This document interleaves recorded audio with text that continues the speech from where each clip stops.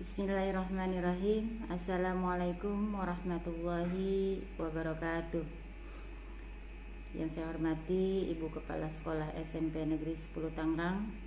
Yang saya hormati Bapak Ibu Wakil Kepala Sekolah beserta Dewan Guru dan staf TU, anak-anakku sekalian peserta MPLS tahun ajaran 2021-2022 yang sangat Ibu cintai dan Ibu banggakan. Alhamdulillah, pada kesempatan ini kita bisa berjumpa walaupun lewat virtual. Pertama-tama, marilah sama-sama kita panjatkan puji dan syukur kehadirat Allah Subhanahu wa Ta'ala, karena kita masih diberikan nikmat yang luar biasa, nikmat iman Islam, nikmat sehat walafiat. Salawat dan salam tak lupa marilah kita sampaikan pula kepada junjungan kita Nabi besar Muhammad sallallahu alaihi wasallam. Mudah-mudahan kita semua menjadi pengikut beliau yang istiqomah sampai akhir hayat. Anak-anakku sekalian yang Ibu banggakan dan Ibu cintai, pertama-tama izinkan Ibu memperkenalkan diri terlebih dahulu. Nama Ibu Muniro. Ibu salah satu pengajar di SMP Negeri 10 Tangerang. Bidang studi yang Ibu ajarkan yaitu pendidikan agama Islam dan budi pekerti. Selain itu juga Ibu dipercaya sebagai wakil kepala sekolah bagian humas, hubungan masyarakat. Nah, mudah-mudahan nanti kita bisa bertemu secara langsung, walaupun sekarang hanya bertemu secara virtual. Nanti juga insya Allah kita bisa bertemu di kelas pada saat proses belajar mengajar. Tapi untuk sementara ini proses belajar mengajar yang akan dilakukan secara daring. Tapi walaupun demikian, mudah-mudahan tidak mengurangi semangat kalian untuk belajar. Dan untuk 3 hari ke depan kalian akan mengikuti MPLS, masa pengenalan lingkungan sekolah. Ibu percaya kalian adalah anak-anak hebat, anak-anak cerdas, anak-anak pintar, anak-anak yang bertakwa kepada Allah Subhanahu wa Ta'ala, anak-anak yang berakhlakul karimah sesuai visi sekolah kita, yaitu berkarakter profil pelajar Pancasila, berprestasi dan berwawasan lingkungan, karena kita adalah sekolah yang menuju adiwiyata nasional. Anak-anak sekalian, dalam kesempatan MPLS ini insya Allah Ibu akan menyampaikan materi kepada kalian, materi wawasan Wiyata Mandala. Oleh karena itu, nanti ketika Ibu memberikan materi, Ibu harapkan kalian bisa menyimak, bisa memahami, dan terlebih lagi bisa mengamalkan dalam kehidupan sehari-hari. Nah, selamat mengikuti materi yang akan Ibu sampaikan, dan mudah-mudahan kalian bisa mengikutinya nanti sampai penutupan MPLS ini. Bismillahirrahmanirrahim. Assalamualaikum warahmatullahi wabarakatuh. Pada anak-anakku sekalian, Ibu ucapkan selamat datang di SMP Negeri 10 Tangerang. Kalian yang bisa masuk di SMP Negeri 10 Tangerang termasuk anak-anak pilihan, karena tidak semua yang ingin masuk di SMP 10 Tangerang bisa masuk. Oleh karena itu kalian wajib bersyukur atas nikmat yang Allah berikan. Nah, perkenalkan, nama Ibu Muniro. Insya Allah Ibu mengajar di kelas 7 nanti kalian di SMP 10, tapi nggak semua kelas. Mudah-mudahan kalian bisa menjadi anak-anak yang beriman, bertakwa, berprestasi, berakhlak mulia, bisa menunjukkan bahwa kalian adalah pelajar-pelajar Indonesia yang memiliki karakter pelajar Pancasila. Anak-anakku sekalian yang Ibu cintai dan Ibu banggakan, kali ini Ibu akan menyampaikan materi tentang pengenalan lingkungan sekolah, tentang wawasan Wiyata Mandala. Silahkan kalian simak, kalian dengarkan baik-baik. Mudah-mudahan setelah Ibu memberikan materi ini, kalian bisa memahami apa itu Wiyata Mandala dan bisa kalian praktekkan dalam kehidupan sehari-hari. Yang pertama, definisi wawasan Wiyata Mandala. Wawasan berarti cara meninjau, cara memandang, cara melihat, cara tanggapan indrawi terhadap sesuatu atau lingkungan. Wiyata berarti pendidikan. Mandala berarti lingkaran, bundaran, bulatan atau lingkungan. Kalau digabungkan, wawasan Wiyata Mandala adalah cara memandang sekolah sebagai lingkungan pendidikan dan pembelajaran, yang tentunya sekolah yang dimaksud itu adalah sekolah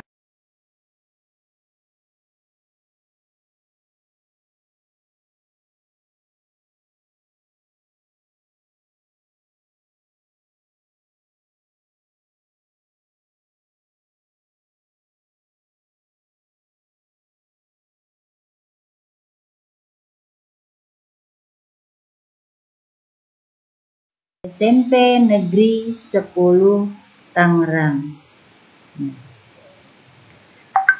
Selanjutnya, sekolah sebagai lingkungan pendidikan dan pembelajaran. Maka, cara pandang kita, cara pandang kalian terhadap sekolah, di sini sekolah mempunyai atau mengemban misi pendidikan. Oleh karena itu, sekolah tidak boleh digunakan untuk tujuan-tujuan lain di luar bidang pendidikan. Jadi, sekolah itu kalau kamu nanti sudah masuk, sudah mulai belajar, sekolah itu nggak boleh main-main. Tujuan kamu untuk sekolah adalah benar-benar untuk belajar dan hal-hal yang berkaitan dengan pendidikan. Apalagi yang coba-coba untuk tawuran dan segala macam, cuma ingin menunjukkan kegagahannya aja, itu tidak termasuk di dalamnya. Kemudian sekolah juga harus benar-benar menjadi ciri khas masyarakat belajar di dalamnya. Contoh misalnya rajin membaca, rajin menyimak, kemudian juga rajin mengerjakan tugas, rajin mengikuti kegiatan sekolah, baik kegiatan yang intrakurikuler maupun ekstrakurikuler. Baik karena sekarang belajarnya daring, walaupun kamu berada di rumah, tapi ketika jadwal belajar atau hari-hari bukan hari-hari libur, kamu tetap harus bisa mengerjakan tugas-tugas kamu sebagai seorang pelajar. Ketika ada jam belajar agama misalnya, atau bahasa Indonesia atau matematik, walaupun sekarang di rumah karena situasinya tidak memungkinkan, maka kamu harus tetap belajar, walaupun bukan di sekolah. Menyimak apa yang diberikan oleh guru, membaca, mengerjakan tugas, dan lain sebagainya. Kemudian juga sekolah terus-menerus menggali, mengenal, memahami, menyadari, menguasai, menghayati, dan menyampaikan nilai-nilai positif yang ada pada sekolah. Harus kalian garis bawahi, nilai-nilai positif yang ada di sekolah. Kalau yang negatif, jangan diambil. Yang diambil adalah yang positif. Kemudian sekolah juga menjadi suri teladan masyarakat sekitarnya karena misi pendidikannya itu. Anak-anakku sekalian, mudah-mudahan apa yang sudah Ibu sampaikan tadi sampai di situ kalian memahaminya ya. Kita lanjut. Cara mewujudkan wawasan Wiyata Mandala adalah sebagai berikut. Di sini ada 5 komponen penting. Nih, cara mewujudkannya ya. Cara mewujudkan wawasan Wiyata Mandala. Ada 5 komponen penting. Yang pertama adalah peran kepala sekolah. Yang kedua, peran guru-gurunya. Yang ketiga, peran sivitas akademika. Yang keempat, peran murid-muridnya. Yang kelima, peran masyarakat. Ya, berikut ini akan Ibu jelaskan satu persatu. Apa saja peran kepala sekolah? Peran kepala sekolah, yang pertama, kepala sekolah berwenang dan bertanggung jawab penuh terhadap penyelenggaraan pendidikan di sekolah. Yang kedua, kepala sekolah dihormati dan berwibawa. Artinya, siapapun yang berkepentingan dengan sekolah harus melalui kepala sekolah terlebih dahulu, tidak selonong boy, ya. Kemudian yang ketiga, semua aparat sekolah tidak boleh bertindak sendiri-sendiri, melainkan atas seizin kepala sekolah. Yang keempat, kepala sekolah melaksanakan program-program yang telah disusun bersama komite sekolah. Yang kelima, menyelenggarakan musyawarah sekolah yang melibatkan pendidik itu guru ya, OSIS, komite sekolah, Roma, dan pihak keamanan setempat. Jadi, yang keenam, menertibkan lingkungan sekolah, baik yang berbentuk sarana maupun peraturan atau tata tertib. Yang ketujuh, mengadakan rapat koordinasi yang bersifat insidentil intern antar guru, wali murid, maupun siswa. Yang kedelapan, menyelenggarakan kegiatan yang dapat menunjang kegiatan sekolah seperti PKS, Pramuka, PMR, Paskibra, kesenian, dan lain-lain.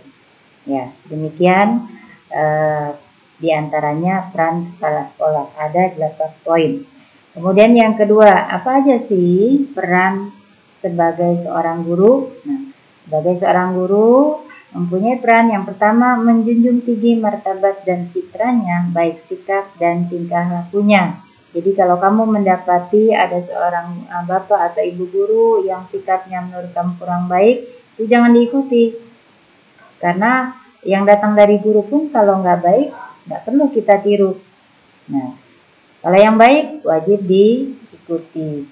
Kemudian yang kedua, menjadi tauladan di masyarakat atau pamong. Bukan cuma teladan bagi siswa-siswinya di sekolah, tapi juga bisa menjadi teladan di masyarakat, baik masyarakat lingkungan sekolah maupun masyarakat di tempat tinggal masing-masing. Kemudian yang ketiga, peran guru adalah guru harus mampu memimpin, baik di lingkungan sekolah maupun di luar lingkungan sekolah. Yang keempat, seorang guru dapat digugu dan ditiru. Yang ketiga, peran sivitas akademika.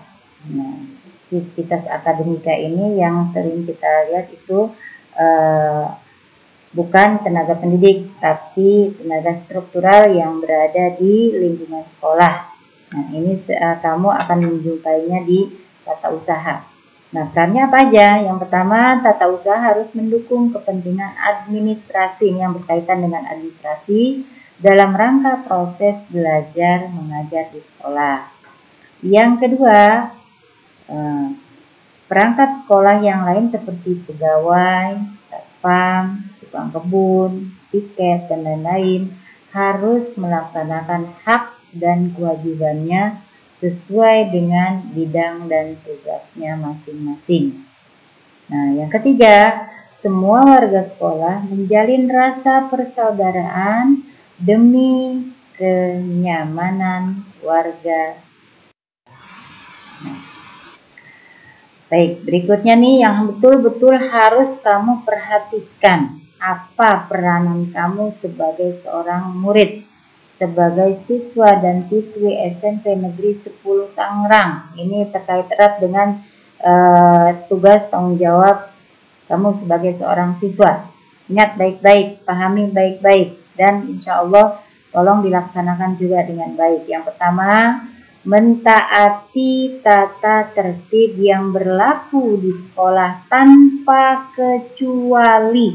Berarti semua tata tertib yang berlaku di sekolah, khususnya di SMP Negeri 10 Tangerang, harus kamu taati. Jangan kamu banding-bandingkan dengan sekolah lain, karena setiap sekolah punya tata tertib sendiri yang harus ditaati oleh semua siswanya. Kalau kamu sebagai siswa SMP 10 harus siap, harus mau melaksanakan semua tata tertib yang ada di SMP 10. Insya Allah nanti akan dibagikan tata tertibnya apa saja. Kemudian yang kedua, hormat dan sopan kepada guru dan warga sekolah yang lain. Nah, ini sebetulnya bukan peraturan dari sekolah aja, peraturan dari agama pun, agama yang kita anut itu ada. Harus hormat kepada guru, kepada orang yang lebih tua dari kita, itu harus dijalankan. Jadi ini sudah tidak bisa ditawar-tawar lagi. Tunjukkan rasa hormat kamu lewat ucapan, lewat perbuatan. Itulah sebagai siswa yang baik, yang mempunyai akhlak yang mulia.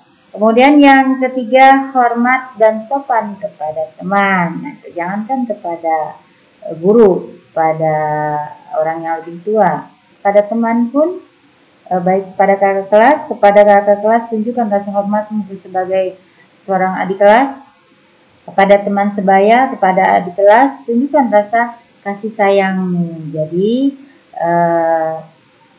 supaya apa? Terjalin hubungan yang harmonis. Nah, selanjutnya jangan lupa, sebagai seorang pelajar, sebagai seorang siswa harus belajar dengan tekun, baik di rumah maupun di sekolah. Di awal tadi sudah Ibu jelaskan bahwa sekarang ini kita belajar masih daring. Berarti belajarnya pindah di rumah. Bukan berarti kamu tidak di sekolah, kamu bisa main-main di rumah. Tetap harus belajar dengan tekun sesuai dengan jadwal yang sudah ditentukan. Nah, kemudian yang kelima, menyelesaikan tugas yang diberikan oleh guru. Ingat, belajar dengan daring itu setiap hari kamu nanti akan mendapatkan tugas. Ibu pesan ya, jangan pernah menunda tugas yang harus dikerjakan sekarang, kerjakan sekarang, karena besok akan datang tugas baru. Setiap guru pasti akan memberikan materi, kemudian memberikan tugas. Simak materinya, kemudian kamu pahami, kamu pelajari, tugasnya dikerjakan langsung. Jangan ditunda-tunda. Karena menunda pekerjaan itu bukan siswa yang baik. Kemudian yang keenam, menjaga nama baik keluarga kamu di rumah dan sekolah dimanapun kamu berada. Kamu berada di rumah, kamu berada di sekolah, atau kamu berada di pasar sekalipun, tolong jaga nama baik keluarga, jaga nama baik sekolah. Lewat apa? Bagaimana cara menjaganya? Lewat ucapan kamu, lewat perbuatan kamu, itu cara menjaganya. Tunjukkan, saya adalah anak yang baik, saya adalah siswa SMP 10 yang baik. Dari segi ucapan, jaga ucapan kamu, jangan sampai keluar kata-kata yang tidak sopan.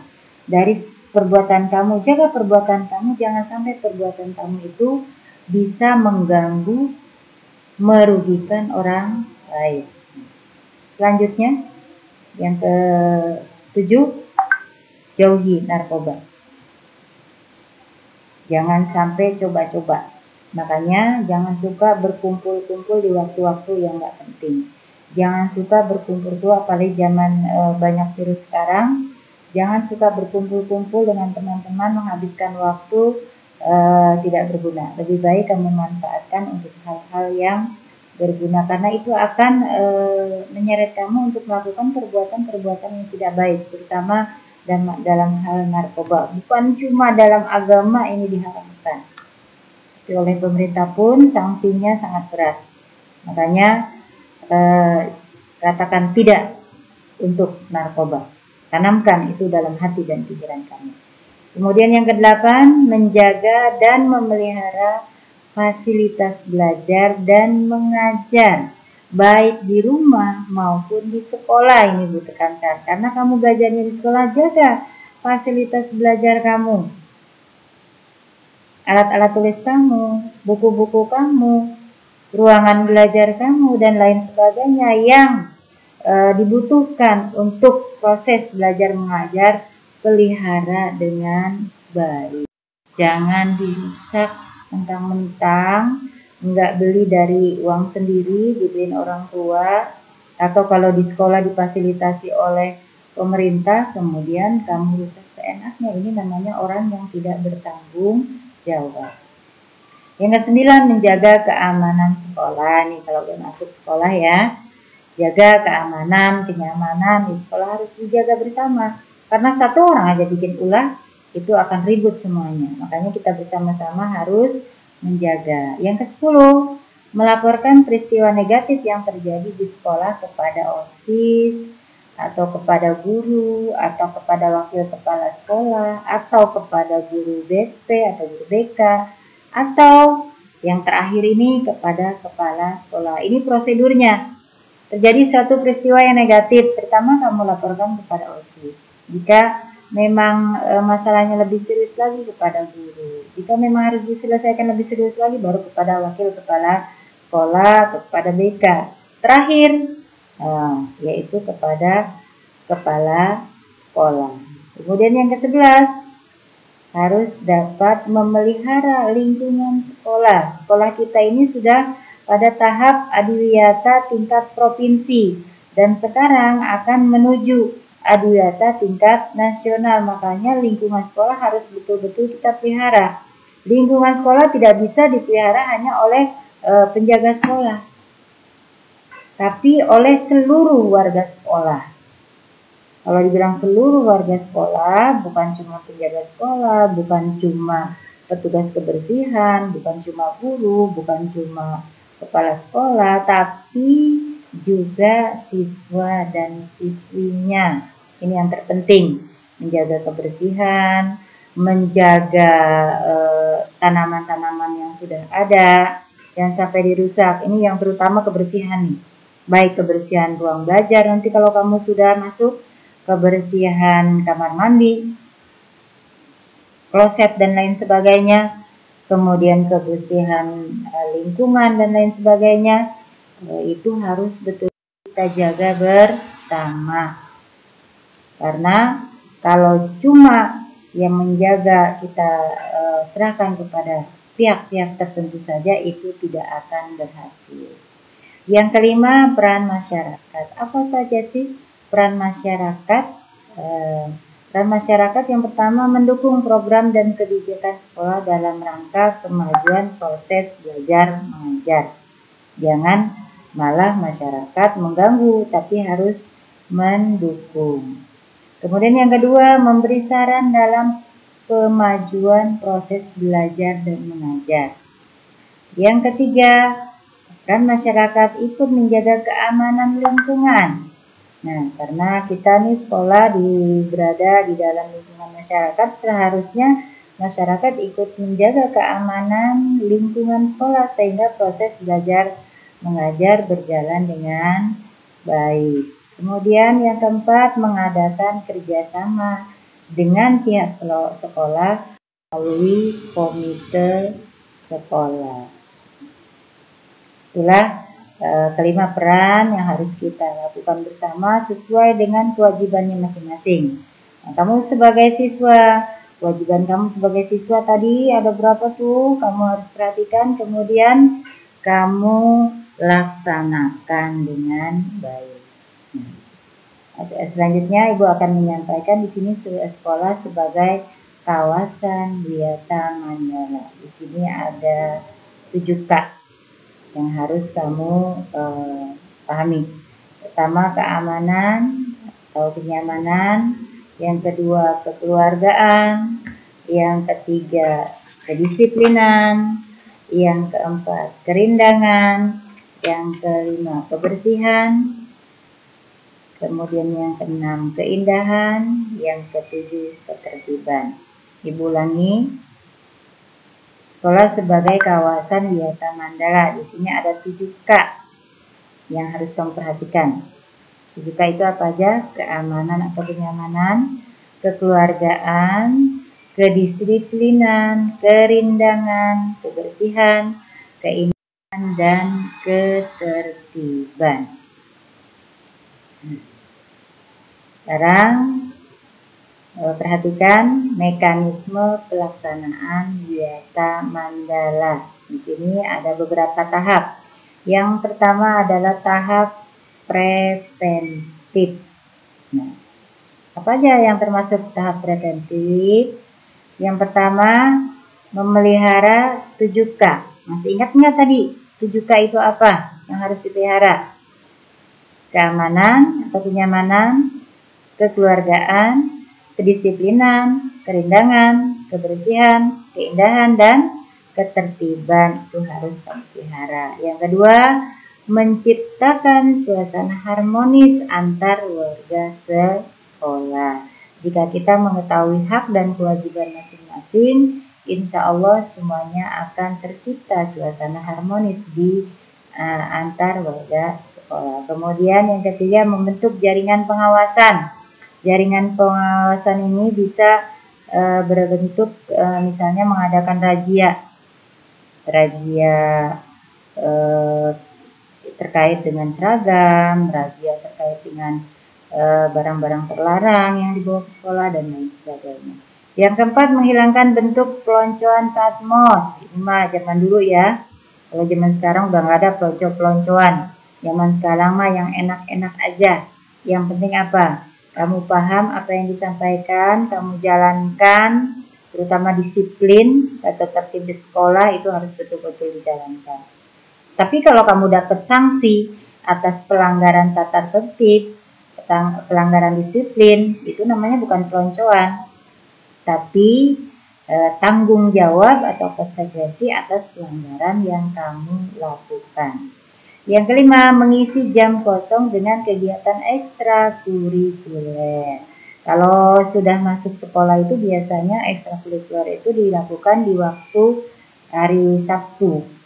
Nah, kita sekarang karena masih daring, makanya selama ini belum dilakukan. Tapi nggak tahu nanti program berikutnya apakah ketika daring itu akan tetap dilaksanakan ekstrakurikuler secara daring. Caranya bagaimana? Nanti tunggu info selanjutnya ya nak ya.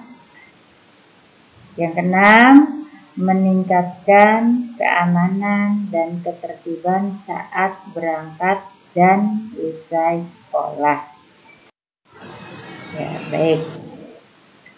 Kemudian yang kedua, yang B, tadi tahapan preventif. Yang kedua, apa saja yang termasuk tahap represif?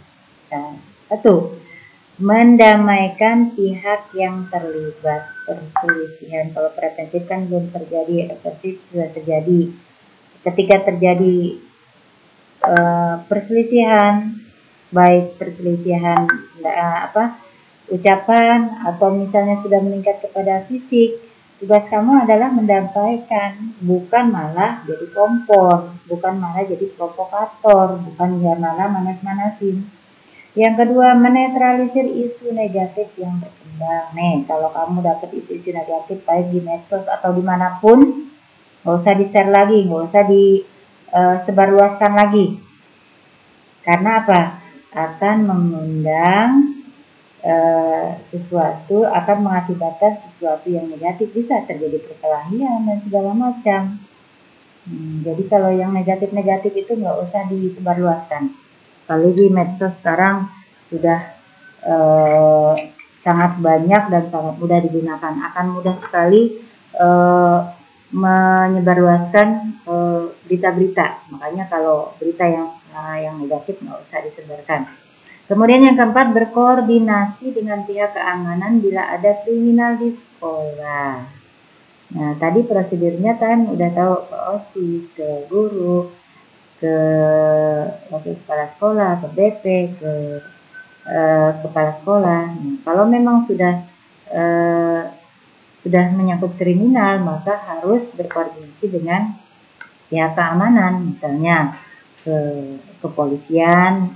Nah, kita dekatnya sini Polsek Cipondo tuh ya. Makanya hati-hati, jangan sampai melakukan hal-hal yang terkait dengan kriminal.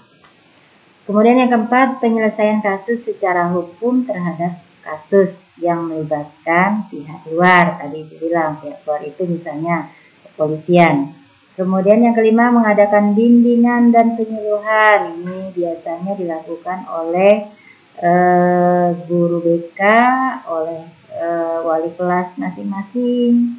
Kemudian yang keenam, memberikan sanksi sesuai tata tertib yang berlaku. Jadi kalau ada anak yang bermasalah, ditegur, diberikan bimbingan. Kalau tidak juga ditegur lewat kata-kata nggak bisa, dikasih bimbingan nggak bisa, masih tetap melanggar tata tertib, maka anak-anakku sekalian, demikianlah materi yang sudah Ibu sampaikan dari awal sampai akhir mengenai wawasan Wiyata Mandala. Semoga kalian bisa menyimaknya dengan baik, kemudian juga diamalkan dalam kehidupan sehari, terutama poin mengenai peran siswa atau peran murid. Itu betul-betul harus kamu pahami apa saja yang harus kamu lakukan, tata tertib apa yang harus kamu patuhi selama kamu menjadi siswa dan siswi SMP Negeri 10 Kota Tangerang. Nah, terakhir Ibu ucapkan selamat pada kalian semua. Kalian semua adalah siswa-siswi pilihan yang bisa masuk ke SMP Negeri 10 Tangerang, karena masih banyak ratusan yang daftar di sini yang tidak bisa keterima. Oleh karena itu, tadi di awal Ibu bilang kalian itu adalah siswa-siswi yang hebat, karena kalian bisa terpilih masuk ke SMP Negeri 10 Kota Tangerang. Oleh karena itu, patut kamu syukuri dengan cara apa? Dengan cara jadilah menjadi siswa-siswi yang berprestasi, yang rajin, tekun belajarnya, berakhlak mulia, patuh sama orang tua, patuh sama guru. Itu bukti syukur kalian bahwa kalian sudah menjadi siswa dan siswi terpilih. Mungkin hanya itu yang ingin Ibu sampaikan. Sekali lagi selamat untuk kalian semua. Ibu akhiri dengan Assalamualaikum warahmatullahi wabarakatuh.